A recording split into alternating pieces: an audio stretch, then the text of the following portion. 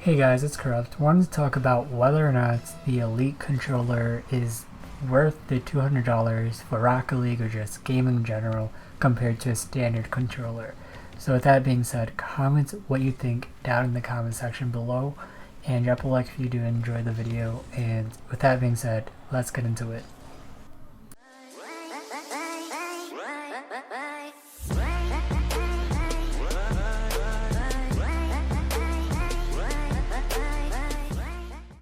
So for starters, I've been using the controller, the Elite controller, for about over a year now, and I went through two of them so far. And to be honest, it was really good starting off Rocket League with. It was such an advantage, it felt. Using the paddles for Rocket League and Call of Duty and just games like that that are fast paced, it felt way easier and it made me more, I guess, confident and more comfortable with the way I played. And it made me sometimes a little bit too cocky and got me killed or scored on or whatever. But overall, it feels way more comfortable than a standard controller. There's rubber like texture on the back, so when you're holding it, your hands or fingers don't really ache. So I think that's really good. But those grips in the back, they do slide out eventually, and it's really annoying. It happens like so commonly. I don't know why they don't try to fix it. But anyways, I personally prefer using two pedals instead of four. It just feels less complicated that way. Easier to get used to, easier to learn. But yeah, it's really up to your personal preferences on how you use those pedals with what buttons that they activate and all that stuff. But anyways, I only use two pedals for my whole experience with those controllers. And with a standard controller though, you don't really have to worry about using, two or four extra paddles. But when I broke my controller, well, when it broke, the Elite controller broke, I went back to a standard controller. Obviously, for the time period, I couldn't use my Elite. For Rocket League, I changed my controls from A for jumping and X to arrow and sliding to right bumper to jump and left bumper to drift and arrow and everything like that. And it kind of felt so much easier because you don't have to worry about lowering your fingers to jump or anything. It made turning and rotating and everything so much easier.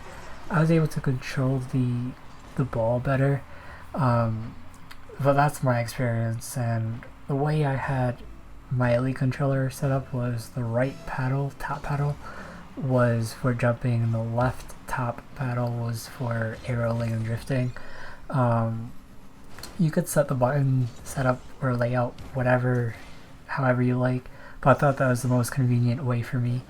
And honestly, with the regular controller, if I knew by like now that I would prefer using bumper jumper schematic, that I wouldn't probably have bought a Elite controller.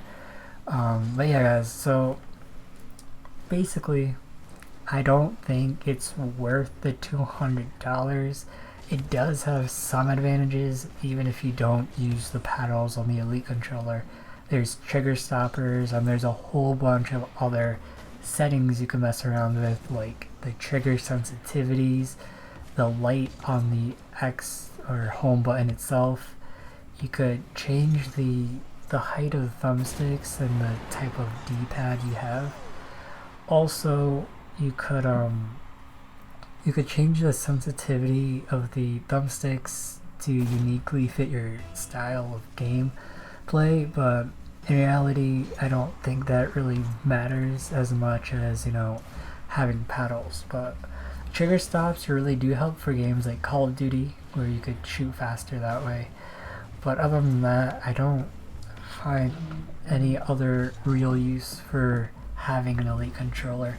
But maybe that's just my experience. Maybe other people think the Elite controller is definitely a must-have. But do keep in mind, guys, if you do plan on playing competitive or seriously, and maybe one day hope to get into like RLCS or like the professional like tournaments for gaming, Don't use an Elite controller or Scuff controller because you're going to get too used to it, and in reality, at one point or another, you're going to have to learn to use a standard controller, and you're just screwing yourself in the end in the long run. So depending if you're just like the casual gamer or competitive, save the money, probably use that money to, you know, upgrade your laptop or your PC, or buy a game or some keys or something like that, and, you know, just use it for something better, unless you could afford dishing out $200 for a controller.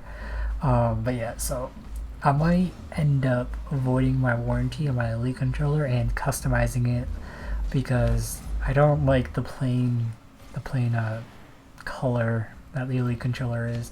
I found a few limited editions, but they don't sell anymore on GameStop or Microsoft Store. So yeah, that's really it for this video. Yeah guys, basically I honestly prefer a standard controller, but right now I'm not really using my Elite controller with the paddles for Rocket League at least. But yeah, that's just me. I play competitive on Rocket League, so bumper jumper is how I play. Anyways, that's it for this video. If you found it useful in any way, drop a like and comment what you think. Do you prefer the Elite controller or the standard gaming controller? Whether you're on PlayStation and you have to decide between Scuff and the regular controller, let me know down below. So see you next time. Peace.